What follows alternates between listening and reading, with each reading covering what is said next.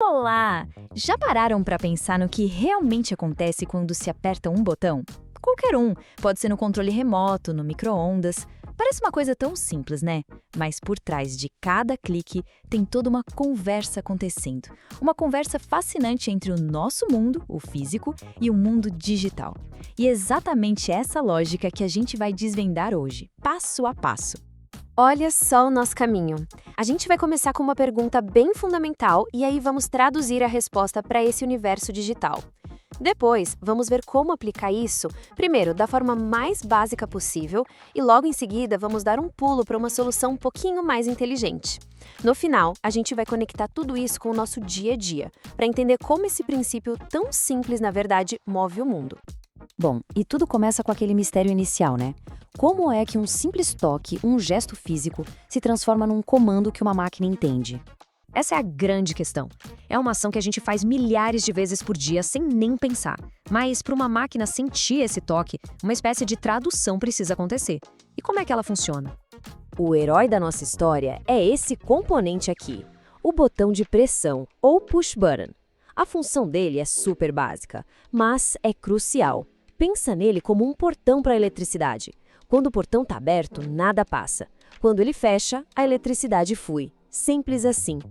E é exatamente aqui que a mágica acontece. A ação física de fechar esse portão elétrico precisa ser convertida em informação.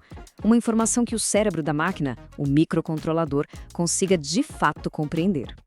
A linguagem das máquinas é binária, e nesse caso ela é representada por tensão elétrica. Ou seja, quando o botão não está pressionado, o pino digital lê 0 volts. Para o código, isso é um estado low, ou baixo. Agora, quando a gente aperta o botão, 5 volts fluem para o pino e ele lê um estado high, ou alto. É basicamente isso, desligado ou ligado, 0 ou 1. Certo, mas como é que o microcontrolador sabe dessa mudança? Ele usa um comando que funciona como se fossem os ouvidos dele, o Digital Read.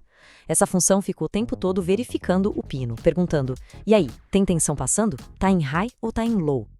Então, o processo todo é esse, olha só.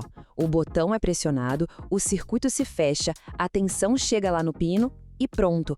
O microcontrolador detecta o estado high. E assim, uma ação no mundo físico virou um dado digital. Ok, agora que a máquina consegue nos ouvir, o que a gente pode dizer para ela fazer? A aplicação mais direta que existe é uma relação de causa e efeito imediata. O nosso primeiro desafio é bem básico. A luz só deve acender enquanto o dedo estiver no botão. Tirou o dedo, a luz apaga. Sem memória, sem complicação nenhuma. Ação e reação acontecendo ao mesmo tempo. A programação por trás disso é uma estrutura se não, super clássica. Se o Digital Read falar que o estado é high, o código manda ligar o LED. Se ele falar que é low, o comando é para apagar. Direto ao ponto e muito eficiente. Mas e se a gente quisesse que o botão funcionasse como um interruptor de luz normal, sabe? Um clique para ligar, outro para desligar. Isso aí já exige uma lógica um pouco mais sofisticada. E aqui está a diferença fundamental. A lógica momentânea é puramente reativa. Apertou, ligou. Soltou, apagou. A lógica de alternância, que a gente também chama de toggle, exige algo totalmente novo: memória. O sistema não pode mais só reagir ao estado atual do botão. Ele precisa se lembrar se o LED estava aceso ou apagado antes do último clique. E esse é o pulo do gato. A gente está evoluindo de uma simples reação para um sistema que tem estado. É um sistema que guarda informações sobre o que já aconteceu para poder tomar decisões no futuro. E olha, essa é a base de quase toda a computação que a gente conhece. A ferramenta que a gente usa para criar essa memória são as variáveis de estado. Pensa nelas como se fossem pequenas anotações. O código usa uma anotação para marcar, opa, o botão foi pressionado, e outra para marcar, ok, o botão foi solto. E só quando tem as duas anotações é que ele sabe que um ciclo completo aconteceu. A lógica agora é bem mais cuidadosa. O programa primeiro confirma que o botão foi pressionado ao ver o sinal high. Depois, ele fica esperando para confirmar que o botão foi solto quando o sinal volta para low. Somente quando esse ciclo completo é verificado é que ele age e inverte o estado do LED. Depois disso, ele zera tudo e fica pronto para o próximo clique. E aqui a gente vê essa condição central em ação.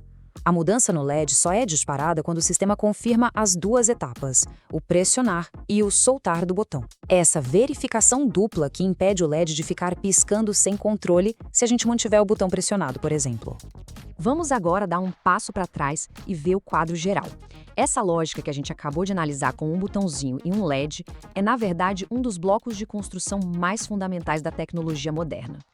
Pensa só, cada tecla que a gente digita, cada clique do mouse, cada comando num controle de videogame, até o botão de ligar da cafeteira. Todos eles usam variações dessa mesmíssima lógica. Detectar uma entrada, rastrear o estado dessa entrada e, a partir daí, acionar uma função. E isso nos leva a uma reflexão final. Uma vez que uma máquina aprende a ouvir um simples clique, um universo inteiro de possibilidades se abre. O limite não está mais em como a máquina ouve, mas sim no que a criatividade humana vai dizer para ela fazer. Essa conversa está só começando.